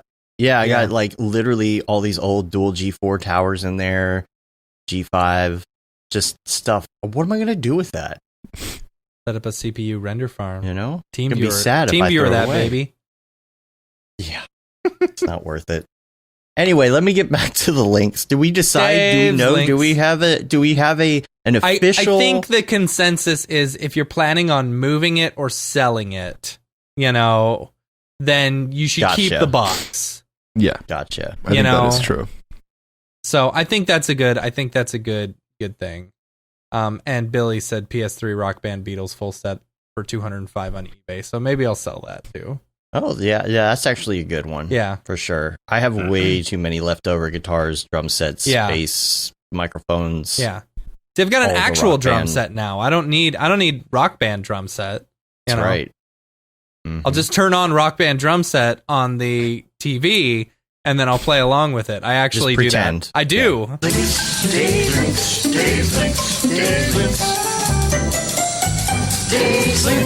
All right, so for links, I think this is going to be interesting because there's a lot of links in here that are really relevant to things we're talking about today, just by coincidence. So the first one, though, is from Jeff Webb. He put out this YouTube video on Memory of a Stolen Car, which we talked about a while back. He did a compositing breakdown. So cool. I'll put that in the show links and check that out. And yeah, Rev said, did y'all just talk about boxes for 20 minutes? Heck yes, we did. Yeah. It's like, we need filler, guys. The Skeptic's Introduction to Crypto Art and NFTs for Digital Artists and Designers. Talk about a well put together, awesome breakdown. Have y'all seen this? I haven't seen it, no. No, I saw it tweeted, but I didn't read it yet. Yeah. I haven't been able to get through it all, but like this is bookmarked. I'm ready to dig in because I don't know everything about crypto art. I still have a million questions. Mm-hmm. And people ask me about crypto art and I don't know how to answer them, Oh, I saw you were talking about crypto art. So I'm like, I don't know the answer. Mm-hmm. I can just ask other people about crypto art on the internet. That's about as good as I can do on that subject. So check that out. It's a great deep dive, and it explains everything, and it talks about the different sites. Like I was talking about earlier, Sean Artemon, he has a face rig tutorial on Cineversity that you got to check out. Cool. It's really great. He did the artist, the character thing when the latest version of Cinema 4D came out. Yeah. And so check that out. he digs into his rigs and stuff. It's pretty fantastic. And like we were talking about earlier, it's something like I can't even imagine wrapping my head around all of this incredible amount of detailed character information. Like I'll never be to that point. I just can't devote the time to getting characters. You have to, again, you got to have the discipline to say, I'm going to be a character person. Yeah. It's not me. So also Brandon Clements put out a Blender tutorial. Yeah. It's curve modeling in Blender in under 4 minutes. So that was part 2, right? Or I think he did a 2-part one. He did something else recently. Well, he also did a modeling thing in Blender. Oh, okay. Yeah. And Luis put out a Five Nights at Freddy's, the ball pit Five Nights at Freddy's that he did, where he slowly comes out and like the balls are falling all over him and everything. It's all Mography. He did a tutorial on how to do that, and this is great. So there's officially a Snopes article now. Yeah. On when the Capitol got trashed, did the Oval Office also get trashed? Because the Smearballs made a render. When was that? A few weeks ago. Of the Oval Office completely trashed. It was a render. Well, that started going around in, Facebook circles and, whatever. And so there had to be a Snopes article. And I think it was Tom Coben who was on, and I don't remember Tom who Coben it was was on, and I'm pretty sure it was me. It was me who said it. You said, yeah, you know that you've made it when you have a Snopes article about your render. Yeah. So that did not happen in the Oval Office. Right. It's just a render. Everybody calm down. There's no blow up doll. Also, the Oval Office is not in the Capitol. The Capitol building. I know. That's the first thought I had. I was like, they're not even in the same spot. No. Idiot. There you go.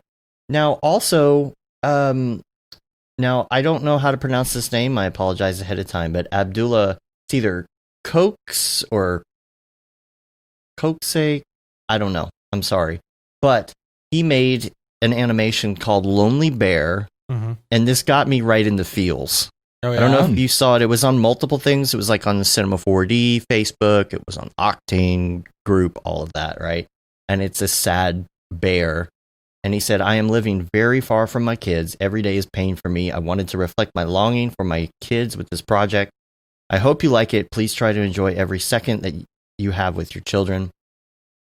And man, it got me in the feels. Yeah. Because I guess he hasn't been able to see his kids for whatever reason. And at the end, because it's like an animation where the bear is thinking about the memories he had with this kid, and now the kid isn't there for whatever reason. And at the end, it says, "Happy birthday, my princess."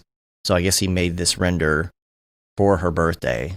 Got me right here as a parent. So check that out. That is the end of the links. Dave's links. So let's move to Mograph Recommends. Isaac, we're going to ask you all the questions. I wrote them about down. Your faves. Ooh. Awesome. Did my homework. He's well prepared. Yeah. So doesn't mean they'll be good out. answers. Just means that they were prepared answers. Yeah. We'll start out with your favorite movie. It's a weird one, and I don't know why it is, but it just is. It's the King's Speech, which most people find is a super boring movie. Oh, it's but great. I don't know. I'm super into like the world that they have and like the set and costuming of that movie. I know it's a very relaxing movie for me. But yeah, that's like one of my favorites. And I was just so sad to find out the guy who directed that is also the director of Cats. So that's also on his list. Wah, wah. So, well, yeah, that's the one, because I haven't seen it, but that's the one where he has a speech. What is it? He has a stutter? Yeah. Yeah. Okay. He's Yeah. the king? He's the king. Yeah. Yeah. I don't remember which one. It's called the King's Speech. Yeah. Yeah. He's Queen Elizabeth's father. Yes. Yes. And so he yeah, goes I to know like nothing a about it. speech therapist, and then just other royal shenanigans and drama throughout the rest of the film. But it's also like a film about nothing at the same time. I mean, there's like the big overarching thing, but it's kind of just like a slice of like history as well. Just, but yeah. So it's like the Seinfeld of historical British movies. But yes, but sure. also relaxing and not hectic. But yeah. I've been thinking about that movie actually a lot lately, because Biden actually grew up with a stutter, a really bad stutter, and he had to work really hard to kind of get past that. You can actually see it a few times. There was one interview where him and his wife were being interviewed, and you notice a few times I feel like she's a little protective of him, and his stutter, because she would interrupt him a few times to answer his questions, but it's interesting to see, like, it's good to see that isn't a that even though, I don't know, you're not held back by that kind of that issue. I don't know. You have to have a lot of motivation and discipline to just tying it all in here. There we go. It is. Yeah. Ding. Yeah, there you go. But yeah, probably my favorite all the movie. great segues. Okay, how about music? I didn't have a specific person for this one. I didn't know, but I just said, like, it's probably like alternative or indie. At this point, I really don't know who I listen to because I build monthly playlists based off what Spotify says I will like. Whichever one I like, I just add into that month's playlist, and then I just listen to that for the month. And I found out that I end up never knowing who I like because I don't ever look at the names. It just like plays in the background, like on shuffle, and I'll be like, "Oh, I like this song," and then I'll have to, like, if everyone's like, "Who do you listen to?" I'm like, "I have absolutely no idea." That's what Spotify has done to me as well. It's just like, oh yeah, I know this song. I've listened to it 150 times, and I could not tell you who wrote it. Yeah. But yeah, it is great for recommendation. I mean, if I'm out running and my playlist finishes, it will start playing things that I like. Just the follow-ups. Yeah. So good. And then it will mix in other things. And it has been so good lately at picking good music based on that. Like, unless you have a very niche enjoyment of music, like ska music. I was going to say, it just yours plays is all ska. Less Than Jake all day. It's like, come on, give me something different than Less Than Jake. Are you very into ska music? I do enjoy ska music very much. Hi, my name is Sashia Dumont. I'm a writer, actor, and filmmaker. Hi, my name is Paul Robinson. I'm a director, DP, and filmmaker. We are the creators and hosts of the Go Gorilla Filmcast, an online source for all things indie film. We are a husband and wife film team and co-owners of Sen3 Productions, and we started this podcast for filmmakers like ourselves who were producing on micro budgets with skeleton crews. Go Gorilla is a weekly podcast that features various talents in TV, film, and web series productions. We've interviewed filmmaker powerhouses like Kestrin Pantera, Richard Raymond, Alex Ferrari, Cassandra Ebner, and Ryan Connolly. Amazing actors like Hannah Ward, Lou Taylor Pucci, Chris Wataski, and Eileen Gruba. Groundbreaking cinematographers like Jody Lee Lipes, and Jessica Lee Gagné, and many more. We also offer weekly reviews of our favorite films and shows, which vary from low-budget first-time filmmakers to A-listers and everyone in between. Go Gorilla is proud to announce that we have officially joined the Mograph Podcast Network. So if you love filmmaking as much as we do, tune in every Sunday for a new episode of the Go Gorilla Filmcast, your source for all things indie film. Now available on the Mograph Podcast Network. Ska music is the perfect music. It is. It is the perfect music. I do music. really like it in, like, I won't listen to any ska and then, like, it'll come up like in a movie or something, like, oh yeah, that's like a funky little genre. I like that. I don't know if I could listen to it all the time, but it's like fun when it comes up. You're like, oh yeah. Weird. I saw this TikTok where someone was like, he made a chart of like music for people who think they're smart versus music who are actually smart, you know? And so like it's this like cross of like, so you've got like Dream Theater are people who think they're smart and are actually smart. And then people like you've got like Tool on the complete opposite side for people who think they're smart but aren't actually smart. And then right in the very center he says, and in the middle you've got ska. Ska is perfect. Don't change. You're 100% great where you are. I don't want to spread a rumor, but I'm pretty sure Oscar Isaac was in a Christian ska band before he was famous for being himself in movies. Talk about Pretty sure I read a Twitter thread about that. But yeah, fun little ska little note there. Ska's good. But ska to me is anything that's in a Shrek movie or I feel like it's on my list with reggae. It's up there with reggae. Well, reggae and ska, they have this. I mean, ska has its roots in reggae. You know. Yeah. Which is why I don't like it, I guess. You don't like reggae? How can you not like reggae? Every reggae song is exactly the same. Nah. Yeah. Yeah, I think so. Reggae just kind of like seems like it should only be used for like establishing shots to tell you where the people are now. That's like all reggae is useful for. If they're on the beach, then like, okay, I get where this is going. All right. But like it doesn't need to be an actual genre of music. It's more of a sound, a long sound effects. Yeah. That's not ska. Hot. Reggae. Or that's not reggae. Kind of is. No. It's steel drums. It's a very bastardized form, I think, of reggae at a very simplistic version. But it's there. Yeah. C-Suite says Cats, the one where they had to remove all the buttholes in post. Yeah. They first created the buttholes, and then they had to remove them.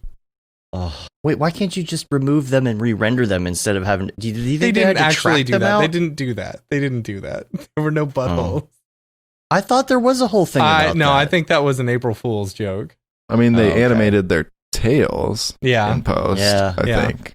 But I don't know about the other stuff. Other than even how weird that movie looks, the plot and just all of that movie is just bizarre. And what a disaster that was. Hard to sit through. I haven't seen it. No, it's on after HBO everything if I you heard, want to. I knew that. Yeah. Oh, okay. Well, I guess I'll skip through it and check it out if I can get it for free. Mm-hmm. You know, let's just see. Let's watch this disaster. All right, next one. TV show. This was hard. I watch a lot of TV shows, and like a lot of them are like generic ones, like that everyone likes. But I mean, this one is too. But like probably Sherlock is like one of my favorite. It's a good one. It's a BBC with Benedict Cucumber Man. And then another one, Buck Six Truns. Yeah, is have you guys heard of Letterkenny? Yo, I love Letterkenny. Oh, they just came out with a new season, so just binged funny. that recently. So good. It's a very weird show. It's very weird. So I have a bunch of family who sound exactly like them, and they are like hardcore hicks, you know. And it is so funny to watch that show and just I don't know. It's such a good like mixture too, because it's like Canadian hick. It's not like your like standard like what we have in our shows of hicks. Right. It's like the upper class of the hick. It's the Canadian hick. Yeah, right. Is it like red green? No, not really. That kind of area. No, you know what I'm talking about, right? Yeah, red green show. No, fix it all with duct tape. Yeah. Kevin says you got to check out Breaking Bad and The Wire. I mean, I've heard of those as heard of those. Maybe good shows. I don't know. Yeah, was any good? I don't know. I've watched neither. At all ever, but I've heard of them as the best. But yeah, Letterkenny is really good. It's a funny thing is that allegedly Derek's on that show was one of the actors on the Solace project that was shot earlier this year with like Ash and Olaf. He's one of the main guys in that, which was kind of crazy to like watch that show. And then he was our actor. I was like, oh, I know you from Letterkenny. He's like, oh yeah, you may know me from that. Such movies as yeah. That's funny. Which, by the way, I introduced my daughter to Pee-wee's Big Adventure. Oh yeah, you want to scar her for life? Yeah. I was like, see, your dad and uncle loved this as a kid. Yeah, my dad loved it as well. Loves it. We've watched it many times, and I'm like, you've got to understand this humor is a little weird. Did she watch Pee-wee's Playhouse?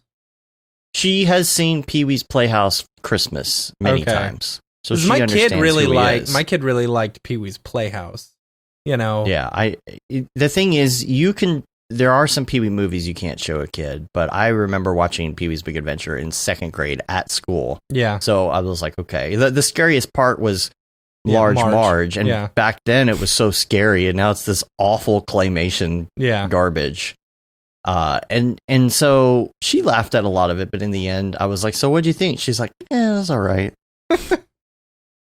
She, of course, she wouldn't know these people. She knew one of them, but at the end, there's a reporter interviewing. What's the bully's name at the beginning? Oh, I don't remember. That wants to steal his bike. Francis. Yeah, the reporter is. Now my mind is blanking. Troy McClure. Oh yeah. Phil Hartman. What's his real name? Phil Hartman. Mm-hmm. And I just thought it was interesting. I kept noticing different characters, like the guy on the back lot that pulls up his mask, and he's like, "Dad, do you know how to get to something or other?" He was Jambi. Oh, really? And I never realized that he was Jambi. He was also the son of the station owner in UHF, which I just introduced her to last week. Oh gosh, why would you subject her to that? Yeah, it's awful. It's awesome. No, it's and awful. Then what's the other one? Missy Vaughn is in there too. She's one of the nuns. She's the nun that's talking to the kid. I didn't realize that. But. I think I'll start a paper route right now. And Twisted Sister is in there. Stupid, dumb movie. Yeah. Anyway, Isaac, do you listen to podcasts much? Not much now because there's no commute, but like when there were commutes, I normally did, but not like smart people podcasts. It's normally just ones of people chatting it up. But probably the one that I find the most interesting, other than your guys' podcast, I always have to add that little caveat, is Curious by Josh Peck, where he just like interviews like celebrities that are like not like A-list celebrities, but it's like just other of his like celebrity friends, and there's just like lots of cool little tidbits and life advice and different stuff from all these other people that he talks to. Plus Josh Peck's like pretty funny, like him. That's fun. But yeah, that's a good podcast. But yeah, I haven't really listened to any because there's been no real like commuting or anything recently. How about you guys? Yeah, not really. No. I have the ones that I've been listening to for years, but I've kind of just slowed down. I haven't listened to my brother and me in at least a year. I hear that was really good. It's very funny. It's so good. There's just not enough time. I can't even keep up with one podcast these days because there's not enough driving time. Yeah, it was interesting. I wish I could listen while I run, but I can't. It was interesting to see our podcast numbers, like right as COVID hit, like they just plummeted. Because now somehow they're back up. Even more. I don't understand. Yeah, it's interesting. Whatever. Like you see this big dip, and then it's like it got to the point where people were like going back into work, and then it shot up like huge. Yeah, very bigly. Very bigly. Bigly. Yeah, mostly all I listen to now is Back to Work with Merlin Mann. Yeah, I can't even keep caught up with that. I just listen to music. If I listen to anything, it's just music right now. Yeah. That's why I can't keep up. Yeah. All right, plugin, and we're going to take render engines out of the equation as a plugin for this. Ooh. Yeah.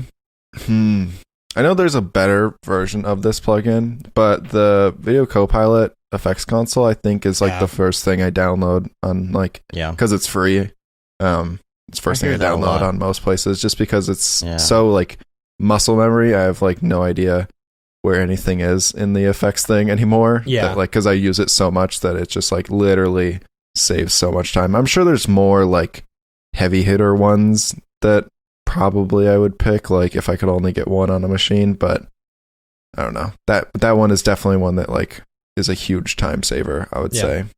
I don't have that one. I've had it before. I don't have it currently, but I always just keep my effects and presets or whatever up, so I can just go up there, search real quick, boom. Then you got greetings from south of Siberia. So this person always comments and always has such great things to say, and I have zero idea how to pronounce this name because it is in characters that are not even in the English language. Yeah. Is there any way that you could possibly give us a phonetic spelling of your name? Because I see you all the time and I can't even say hi because I don't know how to pronounce those characters. If you didn't, just drop it in the chat. App. Probably have to be TikTok at this point, right? Good. Yeah. Just gotta go to. I mean, it's like the void filler in our apartment. It's just like if there's any downtime, it's like we could scroll through talks, and then we save. Or I guess we like the ones that we want to like show each other at the end of the day. We do like our end of day TikTok review. Showing. Yeah. Yeah. That's nice. That's the only reason I like TikToks is so that I can show my wife later. You know? Yep. I get a lot of joy out of watching those. Mm-hmm. Yeah, I agree. I have likes and then I have favorites. The favorites are the ones that I know I'll always want to come back to. That will, as they say, live in my head rent free. Yeah. Yeah. Well, I like paying the fact rent that you to can be download. in your head in the first place. I find that is the weirdest phrasing. I was like, what's happening that you guys have a bartering system inside of your brain? Everything's in there rent free, whether I like it or not. But yeah, there's such a weird colloquialism to TikTok that I'm now a part of and privy to that a lot of times just like, this is goofy. It's like another world of just like how other people live and speak. And it's crazy how fast the memes go by.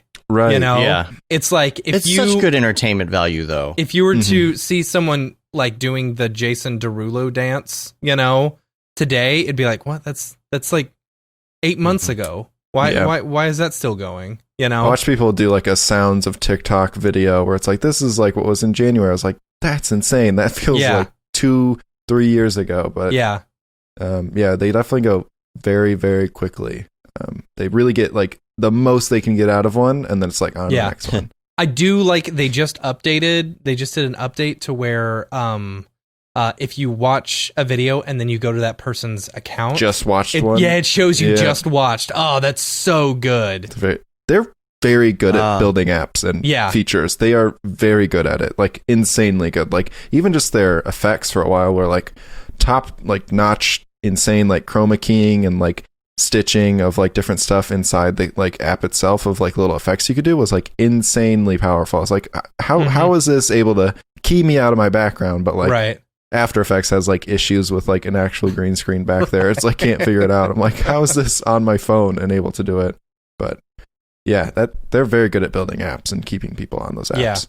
Yeah. The only thing that I don't like isn't people are like, oh, like this for part 2, derp. Yeah. It's like you don't even have to like it. It's on their account. And that's why I really like the just watch thing. Because find, now you don't have to scroll through finding out where part 2 is. It's literally that one. It's like, no, I'm not going to follow you. I'm just going to see where I was at. All right. The weirdest thing about it is that like I find in that platform alone is like following someone doesn't really carry the weight of like following someone, because like I'll follow people and then never see their stuff again because I don't really ever go over to like my following thing. Oh, see, I do that. I do go over to my following all the time. I'll go through my For You page, you know, and just like scroll for a little bit, and then if I get bored because they're giving me just like people with like 10 views and stuff, I'll switch over to my following, and you know, I'll go through and watch their stuff. Yeah, it's very interesting. It's like on Instagram, I almost never go to the Explore page, and I only go to my feed of people I'm following. Right. But then on TikTok, it's almost reverse. It's like I'm always on the Explore. Yeah. And never really on my follow one. And sometimes it will switch it over and like feed you someone you're already following or something. But yeah, I think we have a name. I think Sergio or Sergey. There we go. Sergey. I think Sergey. Okay, easy enough for me. Yeah. Thanks for listening. All right, the hard one, life hack or book. I went with book. That's right. I forgot we have that in the notes. Yeah. All right. A life hack, I guess, if I were to go with that, is like cold showers, like late at night to like get into the after part of like, I always like do like, you know, the normal work day, then like had dinner, and then like whenever I know there's going to be like the other work day, which is like the rest of your night into the late night, I just take a shower, and I feel like it's like a nice like reset into like starting over again. That's a good life hack. I like that. Yeah. I like that. It's not a healthy life hack because you shouldn't have to do those other extra late nights, but if you do, I feel like that's like my number one. Cold shower is a good one. Because if warm I took a makes hot you want to shower, go to bed. I just want to go to bed. Yeah. Cold shower is like a nice. I mean, there's like some scientific stuff. I think I watched a TED Talk or something. But a book which I wrote down originally, was like Creative Inc., which is a really good one. It follows the founding of Pixar. And it's like I don't know if it's totally, but it's all about like Ed Catmull and like his involvement from like college days all the way into like his roles at Pixar. And as like 3D people, it covers like early 3D days too. And like him and his buddies like inventing the sub D method that we use now of like how to blend all those shapes and stuff. So it's pretty cool. Book. Yeah. I think it's one of my favorite ones. I don't really read books, but I like listen to books. You know, in Big Hero 6, when he's talking about he's really impressed because he just met the dude who runs the school or whatever. They talk about a specific spline, and he talks. He's called it the something Catmull spline, a reference to Ed Catmull. I don't know. I thought it was really neat. Yeah, it's like mathematical approximation of like 2 points and the curve stuff between them. Yeah, which is crazy that they just thought of that one day. They're like, we have like all this janky geo. We should figure out a way to make it super smooth without doing it actually. And he's like, we'll just math it and figure it out. Yeah.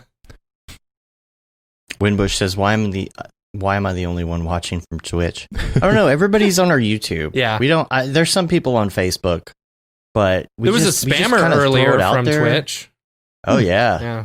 Doing well there. No, we just kind of broadcast to Twitch just to do it, but we don't really do any more than that. I don't know that we have more than a few followers on there, really. We just kind of add that to the list. You know? Yeah.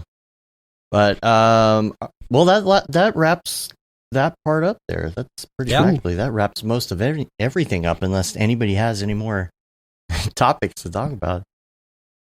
Isaac, I'm excited to hang again. Yeah. Next time we're in New York. This was super fun. Yeah, you guys, whenever anyone can come back out here, it'll be super fun. It was sad. I mean, it was nice on like presenting side of doing like the 3D motion tour, not like in like as a recording. It was super easy on my end because I could like edit it down to exactly what I wanted. But yeah, there's nothing like the conventions. They're super fun. Yeah, can't wait for us to be able to do those again. I know. Yeah, never mind. Biden was saying that like the first 100 days he's looking at getting 100 million vaccines out. It'd be awesome. Like that's a third of the U.S. population right there. That's a really good start. The question is going to be, as far as camp, really, I think what we're going to be keeping an eye on and what we can, what we're going to be able to do by that date. So just everybody keep an ear out on that. We have to know, we have to get a very, very clear green light for that. In order to hit that date that we're looking to hit right now. So nobody buy any plane tickets yet. That's all I got to say. Just wait until it's official. We will have a green light day where we say it's going to happen. Plus tickets. Yeah. So, that's it. All right. So all the things, Instagram, TikTok, all of that. Where can people find you? It's all just Isaac Taracks. So that little @ down there. That's me on everything. Yeah. And I'll put links to all of those in the show notes as well. I got them on my list here. So check that out. If you want to check out the show notes, just go to the bottom of your podcast dingus. There's usually a little notes thing, and you can go to it right in there. Or you can check it out in the comments of our YouTube page. So, I don't know. When the first premieres of Cinema 4D will take place. So live streams for next year. I don't think, it is next year. Wait, I don't know if anything has really been posted on that yet. So I'm sure there'll be plenty of notice on that. So. And that is about it. I think we are going to get out of here. You can rate us on iTunes, leave a review in your podcatcher of choice, helps get our ratings up, and subscribe to our newsletter, which goes out about once a month. I'm waiting a little bit right now. Got a couple things we want to put in there. We're waiting on that. You can say you've been there, done that, got the t-shirt with the Mograph logo tee, the Paul Babb limited edition. I don't know. Feel the Bab 2020 shirt. All the profits from that go Doctors Without Borders. Vintage now, right? Vintage. Vintage. The Render Things t-shirt, hoodie, and long sleeve tee. The That Render Is Fire shirt, which you're only allowed to wear ironically, unless you're shams. Yeah. And then the Mograph Blandishment shirt, which you can get as well. And no, I know I completely forgot to put it up on the new website, but I'll get to it. I put it on the to-do list or it doesn't happen. Gotta get that discipline, right? So we're going to get out of here. We're on Facebook, Twitter, Instagram, YouTube, Mograph.com. Hit us up. Send us an email, info@mograph.com. And again, Isaac, thanks a lot. Yep. Thanks for having me. Yeah. All right. Until next time, I'm Dave. And I'm Matt. And I'm Isaac. Have a good one. Later, yo.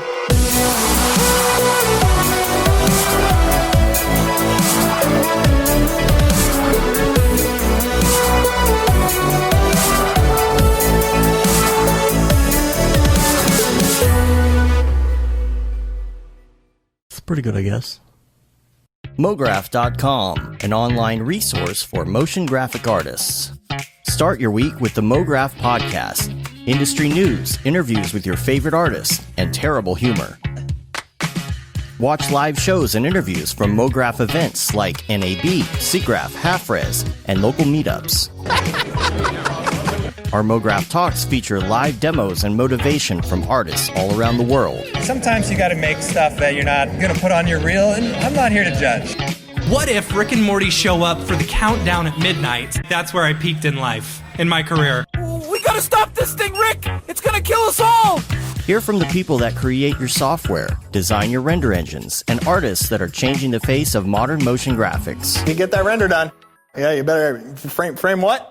Mograph tutorials and online classes will teach you about Cinema 4D, After Effects, as well as other popular software and render engines. Throw in the HDR Studio, take the render settings, pick the HDR, put in a reflection, and gorgeous. Branch into new software. Learn time-saving tips, techniques, workflows, and lessons that'll keep you up to date in the world of motion design. Oh, brother, those are some of my favorite elves. I love projects that scare me. When our art director comes to us and asks for something that I had never done before, man, it gets me pumped. Join the conversation in our live sessions. Check out our plugins or join the hundreds of daily active users in our Slack channel for technical help, advice, contests, or just to joke around. Real nice banana. Yeah, that's so funny. All right. I'm going to live forever. Subscribe today and get the latest updates on our YouTube and other social media channels. Take all your dreams and just do it! We don't care how you get here, folks. Just get here. Subscribe to Mograph.com.